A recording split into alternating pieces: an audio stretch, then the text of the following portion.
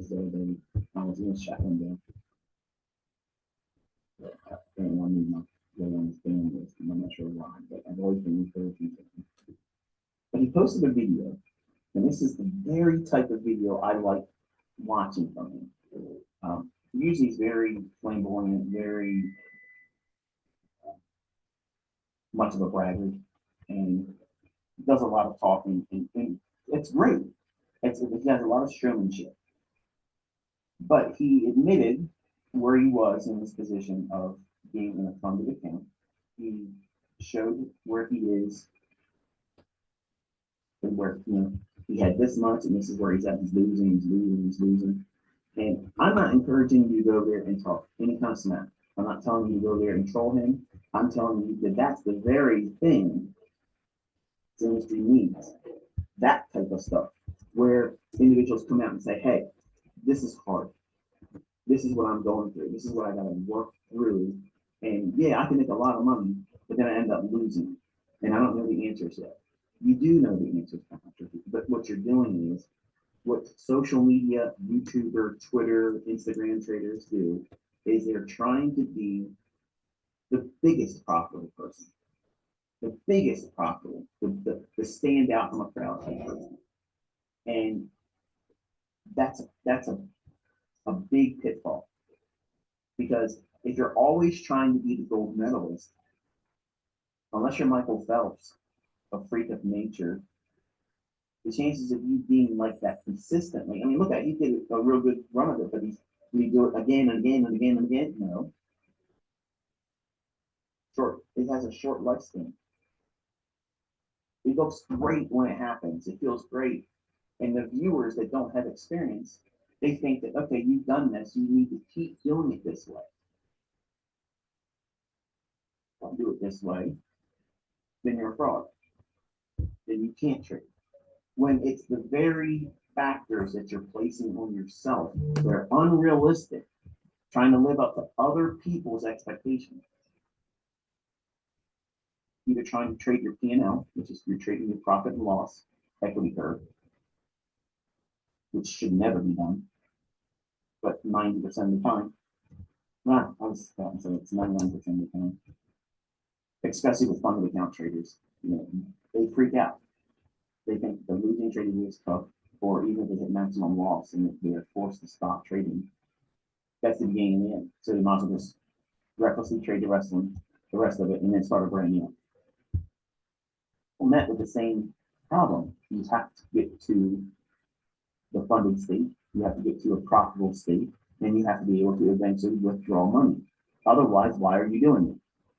If you're not in this to trade and make money, and it's irrelevant what other people think is an amount of money that's significant or insignificant, it doesn't matter, because you're not going to give what you made in the market. You're not going to give that money to anyone.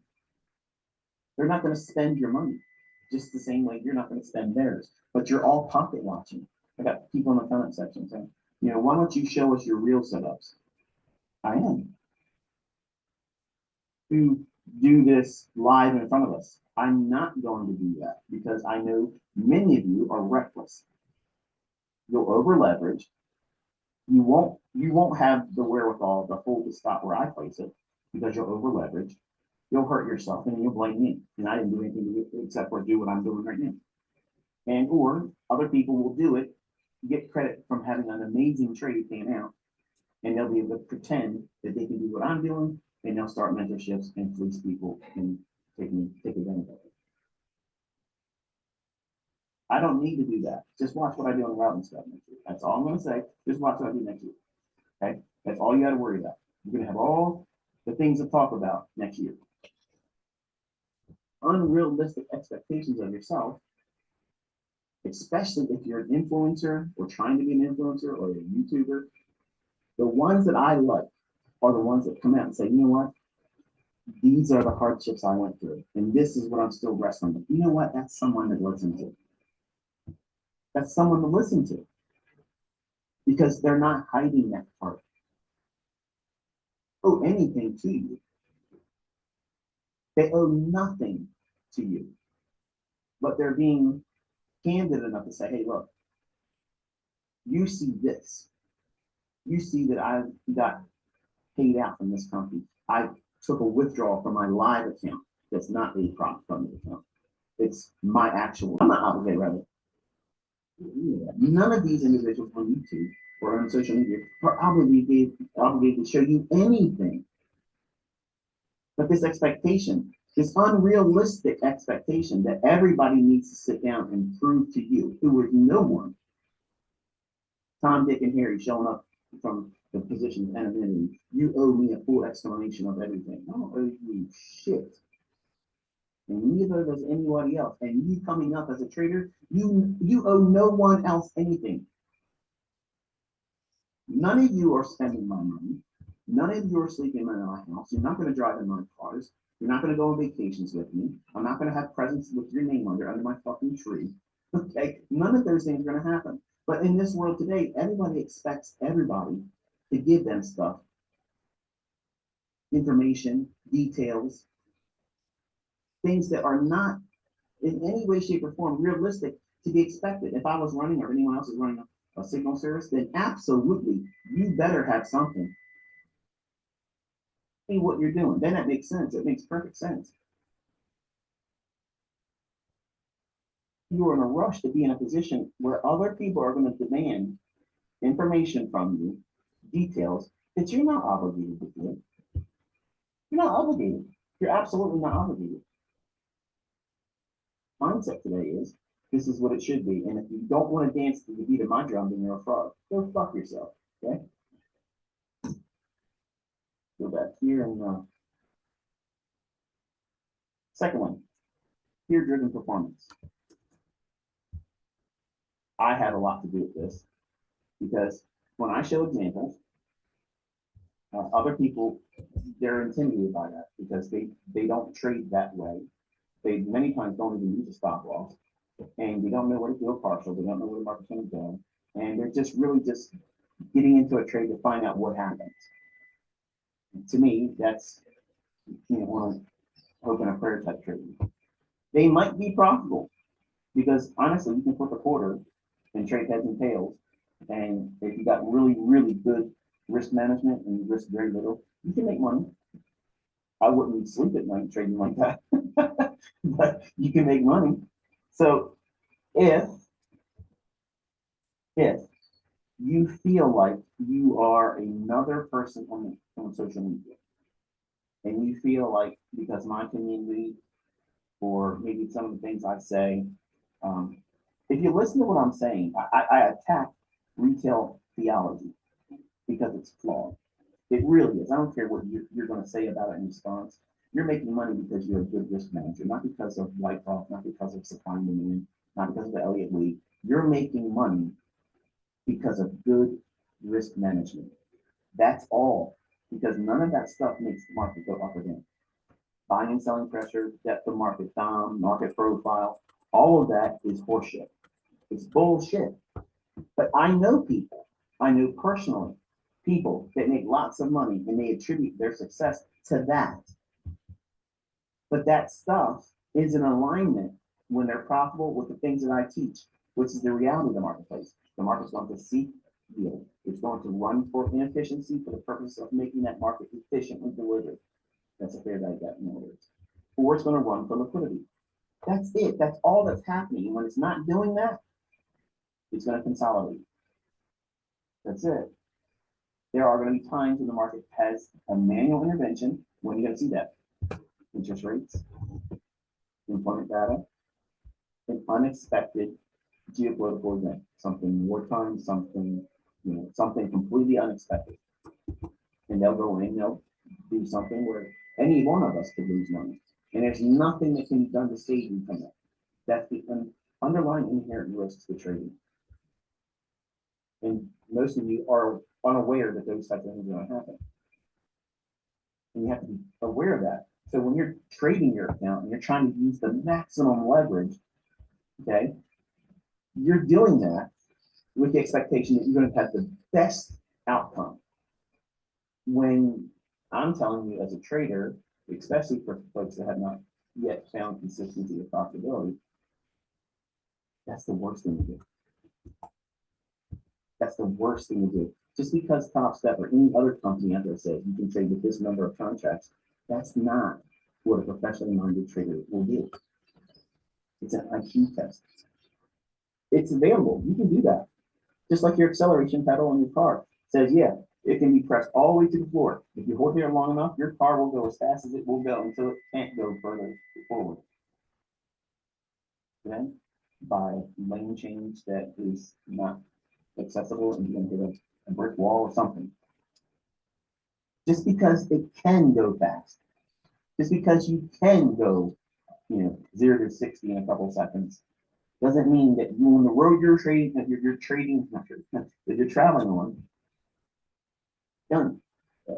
In your neighborhood, with your neighbors, with small children out there playing on their bicycles, just because your car can go 0 to 60 in 2.3 seconds, is that efficiently done, safely done? Is it the right thing to do in front of your house when those children of your neighbors or your children are out front doing it? No, of course not.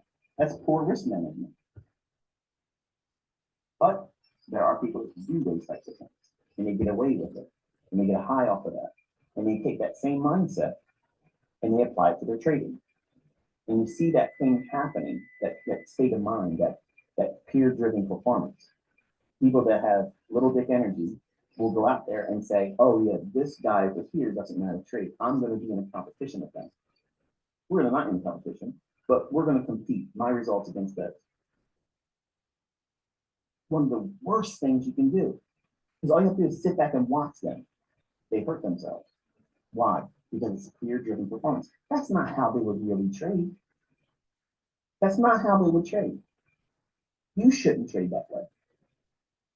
And social media and peer-driven performance, trying to measure up against the next guy. Oh, it's demo. Oh, I'm gonna try to do it with a real account. And I'm gonna try to maximize this and really trade unlike I normally would, and then wreck yourself in front of everybody. And you do so much damage to your own brain. That's a poor decision. That's poor decision. Things should not be done. Just because I can sit there all day long and buy and sell up, down, up, down, up, down, all day long in any given market, doesn't mean that I'm going to need to do it. I can sleep at night knowing that I don't have to do that every single day for you. I'm content with not having to do party tricks. Okay. I don't need to perform for you. I do it because I want to do it. I do it. I have done it in the past to thumb my nose at people that say this stuff doesn't work. But never be sucked into this peer-driven performance. And many social media YouTuber traders get tied up in all that stuff. Steady Eddie going forward. Now I just looked at the following on the channel. I got under 20,000, 24,000 more and out the mini market. So thank you very, very much for that, by the way. And it's very intimidating to know that many people are listening to me. Maybe not at one time, but that's a lot of people. Can you ever think about that? 1 million people listening to a kid from Middle River, Maryland. One of the other factors is obviously you want to trade to be an influencer on social media. Maybe not necessarily be in competition with other influencers, but you want to rise to the occasion as a social media influencer. That's a pitfall because again, the trade for notoriety and for the sake of being a celebrity versus I'm trying to trade so I can make money. I'm trying to trade so I don't have to go back to having to have a job. I'm trying to leave employment that may be very beneficial to me and my family. They may offer all kinds of insurances, they may offer all kinds of benefits, but guess what? If you can trade profitably, you can afford those things too, and it's a tax write-off. So I'd offer your employer to give that to you. When you're self-employed, you can create all these other income streams. Whereas a lot of things like writing off a lot of specific things, trading in itself can't do that. It's not legal to do it. It's much like you can't write off your commissions. You can't write off commissions. It's something you just can't deduct that. Well, if you create a secondary entertainment, an educational type thing, or a vlog, where you just basically share your life and experience as a trader. Well, guess what? Everything you do now, 50% of everything you spend on food is a write-off, unless you do catering, which is 100% write-off. You can go and show your homes, you can show your cars, your boats, your ATVs, your travel expenses are 100% write-off. When I go and I travel, I stay at the nicest place all the time. They have the hotels, that have the restaurants. I want to be in those highest end restaurants. And I don't care about what it costs. I don't care about tipping lavishly because all of that's going to lower my taxable income that's coming through that secondary income stream. So all these things, I get paid to drive my Corvettes that I own. I don't rent them. I don't lease them. Okay. My 2019, I started as a company lease. I paid $1,300 a month for it. When the lease was finished, I bought it outright. I still have it. If you want to see it, I'll take it for a ride. But I own all my cars. Okay. But I maximized the writing off of it. And then for the car like the 2021, I depreciated. The RV that I paid almost $300,000 for, I'm in depreciation on that. I show it. It's part of my lifestyle. When I'm out gallivanting around in it and I'm making videos, I'm working from it. So I'm paid to have that vehicle. Whereas if you go out and you're working a good career job and you're doing all this wonderful stuff, and even if you do very well, you can't write off those types of things. When you buy a car, you're eating it. When you put gas in your car, you're eating it. That's a write-off for me. Why? Because I have a social media presence. See the difference? Why do I do this? Because I'm financially literate, you dumb fucks. People are sitting on the sidelines talking, oh, why does he have a YouTube? He's so profitable. Because the tax treatment in this, you can't do that with your trading. It doesn't matter how much money you make. Fucking stupid. Read a book, man. The bottom line is there's a different way of living. When you're financially illiterate, everything that people do that you don't understand because you're fucking broke, you're critiquing other people, not just me, anyone else. You're literally broke.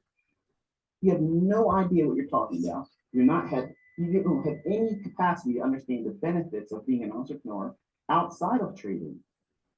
There's so many benefits that this industry can provide for you if you learn how to trade. You don't have to be making lots of money trading.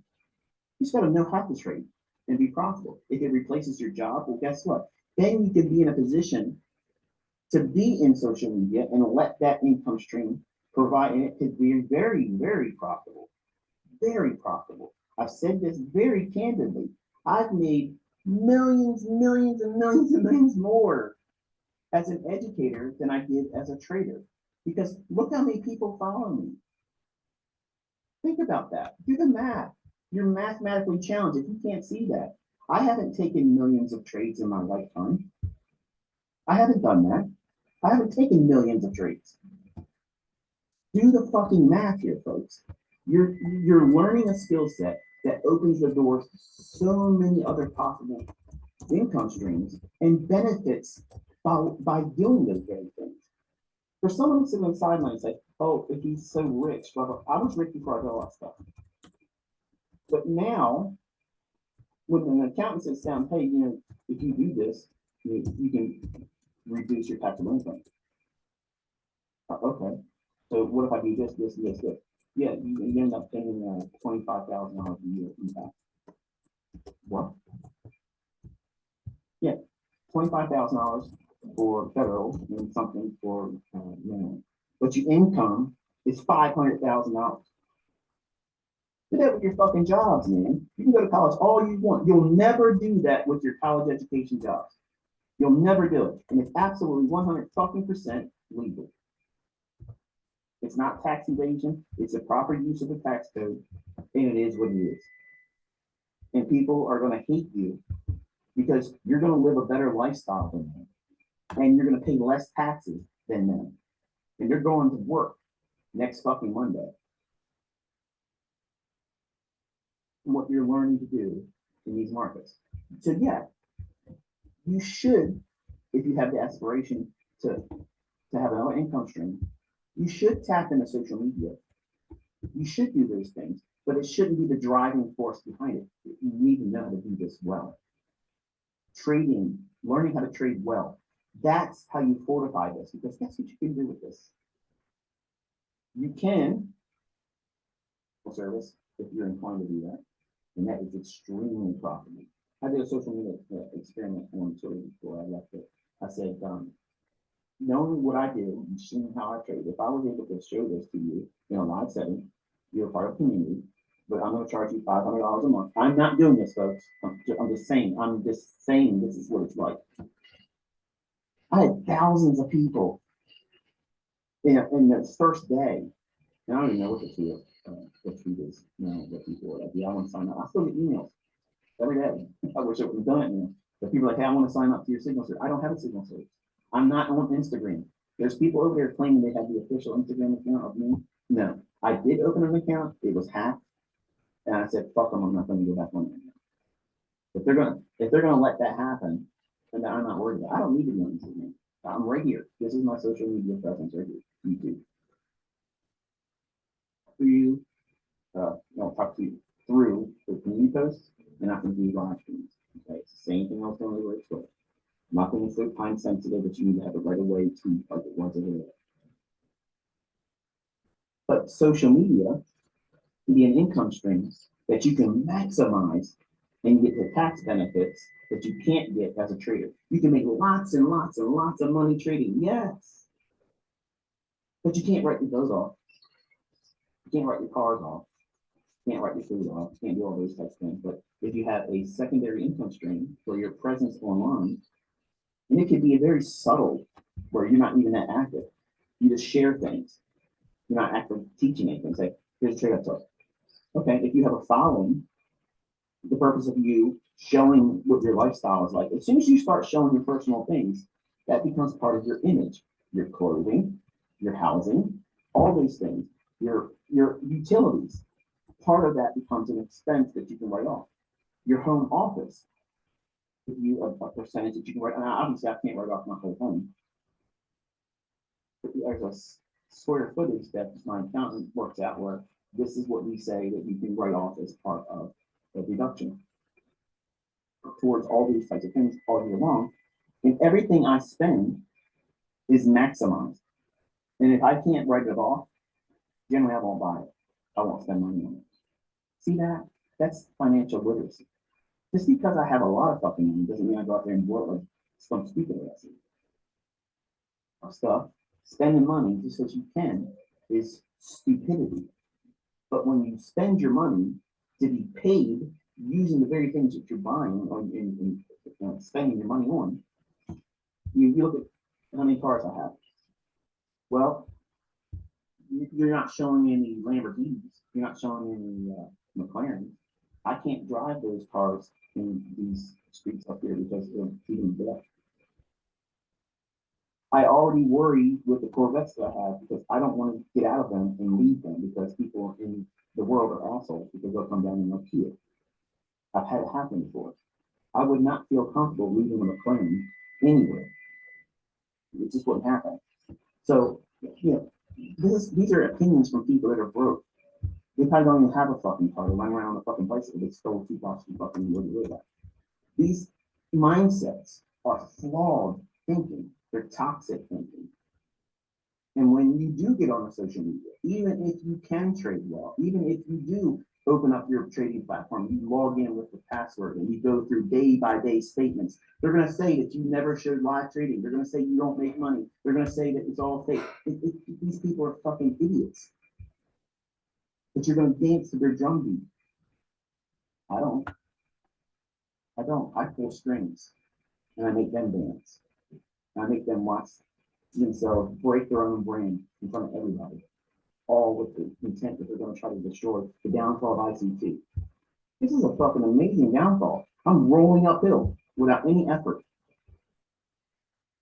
See what happens when you know what you're doing and you're out there trying to help other people? You can't beat that.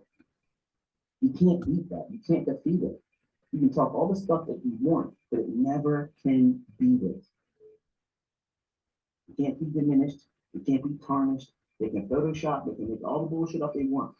Okay? You see me living in a fucking shack? No. Nope. You see me unable to show you executions? Every fucking day. Every single day I'm laying out there. Just twisting the knife, just twisting it ever so slowly. I have fun with social media, but most of you don't have the thick skin that I have. I can take a lot of stuff, and then you can't.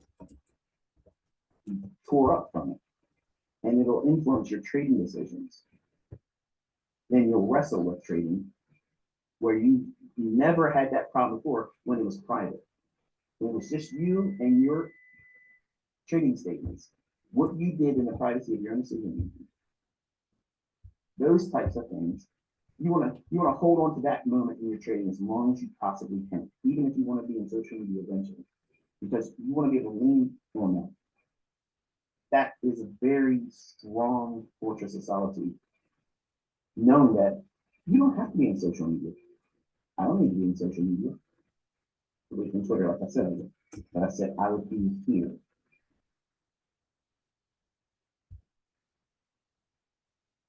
I want that. Some people want me to go back over to Twitter. I'm not going back over to Twitter.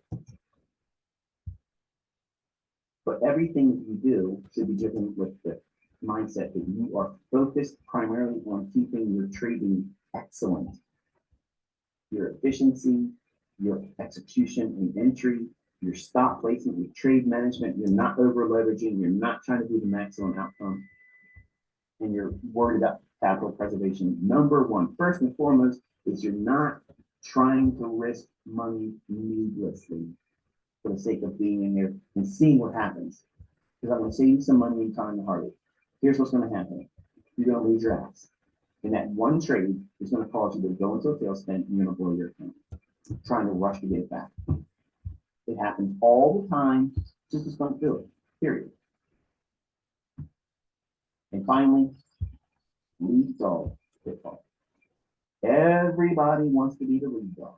Everybody over here on Twitter right now is clamoring to be the person they don't want to talk about. It's silly, isn't it? I mean, I'm not even over there anymore, and they're still bringing my name up. Talking about this, okay? If you don't have the real skill to be lead dog, you're going to be the one that tries to pretend to be lead dog. But guess what? Lead dog is the first one that falls into this, the pit, the snare, runs into the obstacle that needs to determine what's the next pathway. Because you have a large following behind you, or you're trying to build one, and you got to know where you're going. And most people out there pretending to be lead dog, they love having their asses snipped. No idea where they're going. No idea where they're going. So don't try. I don't try to be lead dog. I don't try to be lead dog. I'm me. And when I see bullshit, I'm going to call it bullshit. I'm going to tell you what works and what doesn't work for me. And if I say I like something or I don't like something, don't be so close-minded and say, well, ICT said he doesn't like it, so therefore I'm going to think like him. That's the stupidest thing in the world to do. Is cult like. Be critical. If I say I don't like something, well, if it doesn't bother you, then just dismiss it. That's your opinion. I didn't ask for it, but okay, we heard you. But if I say I don't like something, and this is the reason why I don't like it, don't subscribe to that viewpoint just simply because I said that. There's mistakes as a martial artist, as a young man, as a child, listening to martial arts I look up to, and they would say certain things. I'm like, okay, I'm going to think like you. And then I found out that I couldn't hold that opinion of what they had.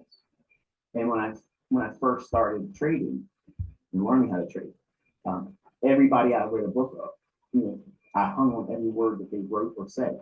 Larry Williams was the one that I basically, I'm going to be honest with you. When I read his How Many Young Dog Trading Commodities last year and listened to those first 4 years, I was convinced that this guy was a billionaire.